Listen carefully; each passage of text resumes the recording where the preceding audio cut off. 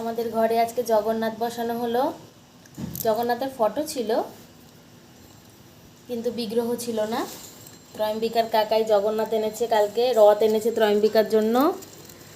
এই দেখো সবাই ত্রয়ম্বিকার রথ। ত্রয়ম্বিকা স্কুলে গেছে, স্কুল থেকে এসে দেখবে।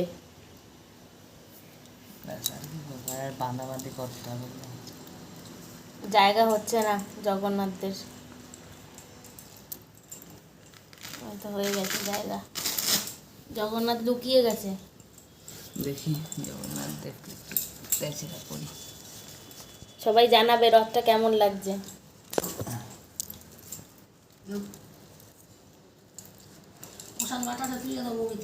হ্যাঁ তুলে দিচ্ছি।